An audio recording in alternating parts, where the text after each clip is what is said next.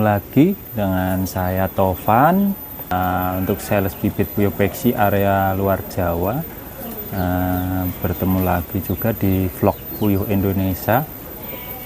Ini akan saya bantu komen ya, kemarin yang ber-WA kepada saya, Mas, puyuh saya kematiannya kok tinggi ya di waktu mau bertelur.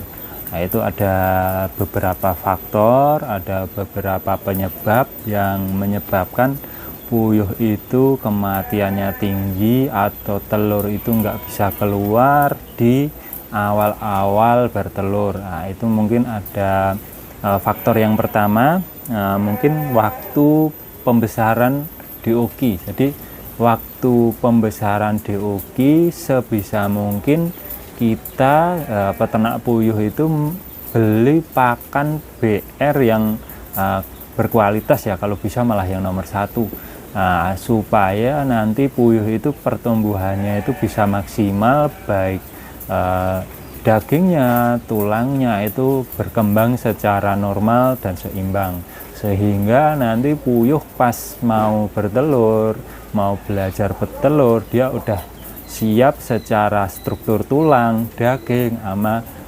struktur kelaminnya itu. Jadi biar tidak terjadi bahasanya kayak pemaksaan lah, dipaksa kan begitu. Jadi biar bisa menekan kematian. Tapi ada juga peternak yang, Bang, waduh saya beli puyuh itu beli PST atau puyuh siap telur, itu gimana Bang? Kalau yang peternak yang belinya udah siap telur, itu saya sarankan cari pembuat pulet yang memang udah terbukti atau memang dia memberikan pakan yang berkualitas ya. Atau mungkin kalau memang kita rasa ragu pakan yang diberikan di tempat pulet itu kok kurang maksimal, itu atau mungkin pakannya jelek, itu nanti pas datang, puyuh itu datang, misal umur 25 hari dikirim, itu mungkin bisa kita backup atau kita tambahi pakan BR-nya. Jadi nanti setelah 25 hari kita backup dulu pakai pakan BR, sekitaran paling enggak 10 harian ya, itu kita full tanpa ada batasan diberikan pakan BR yang berkualitas. Itu fungsinya biar nanti bobot badan, terus pembentukan tulangnya yang tadinya di tempat pemulet itu enggak berkembang maksimal, kita maksimalkan di kandang kita sendiri. Untuk selanjutnya, jangan terlalu cepat memberikan pakan petelurnya ya. Jadi sebisa mungkin saya sarankan itu minimal paling cepat pemberian pakan petelur itu di usia 36 hari baru mulai dicampur ya. Jadi pencampuran per 20%, misal usia 36 hari itu nanti 20% pakan puyuh petelur, nanti 80% pakan BR-nya atau pakan DOQ-nya. Habis itu nanti bertahap sampai nanti umur 40 hari nanti udah full pakan puyuh petelurnya. Jadi bertahap. Nah, itu diingat-ingat jangan sampai kurang dari 35 hari. Itu saran saya sih. Terus pemberian vitamin atau perangsang telur itu juga memicu juga ya nanti di kematian pada saat mau bertelur.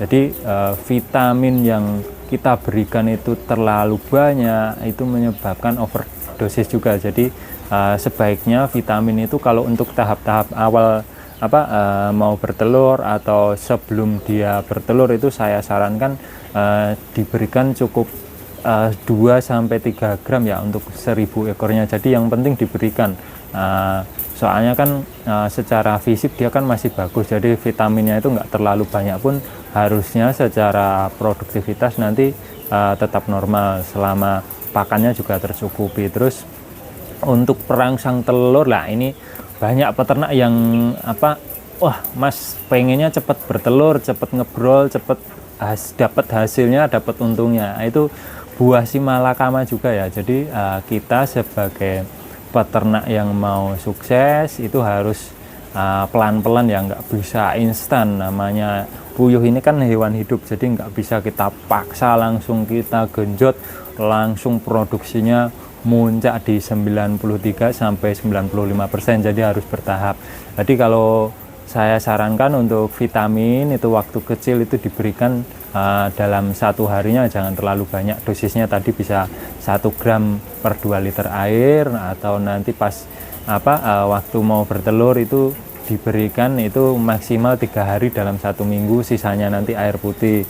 Terus untuk perangsang telur itu ini penting dan sangat penting, saya sarankan diberikan nanti setelah puyuh ini muncak produksi itu di usia 70 sampai 80 hari ya. Nanti kalau setelah muncak itu nanti perangsang telur itu bisa untuk backup lah, itu bisa. Tapi kalau selama pakannya terpenuhi harusnya menggunakan vitamin aja udah cukup. Nah, nanti kalau pun mau pakai perangsang telur itu bisa dipakai seminggu 1 kali lah, itu masih aman lah. Tapi atau 2 minggu itu 1 kali kayak gitu.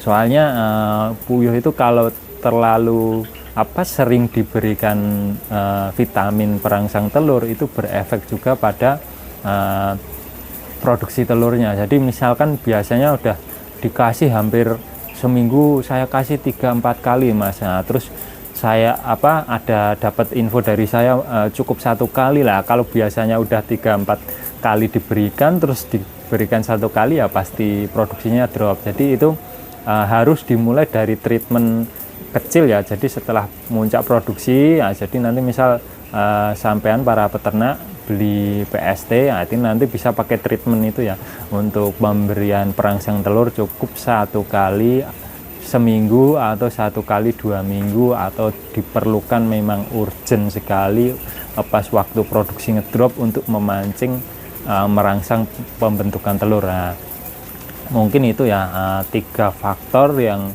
menyebabkan puyuh itu biasanya kalau orang Jawa itu dobolen, atau bahasanya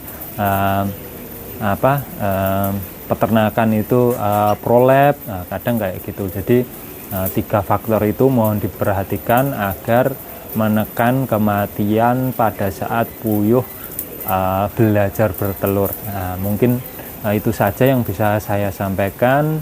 Jika ada kritik, saran, nanti bisa di komen ya. Bertemu lagi dengan saya di lain waktu, Tovan Sales di UKI Peksi luar Jawa.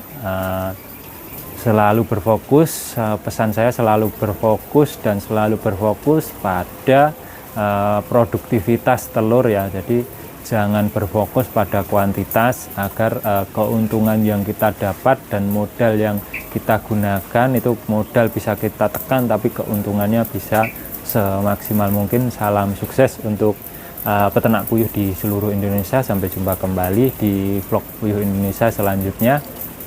Sampai jumpa.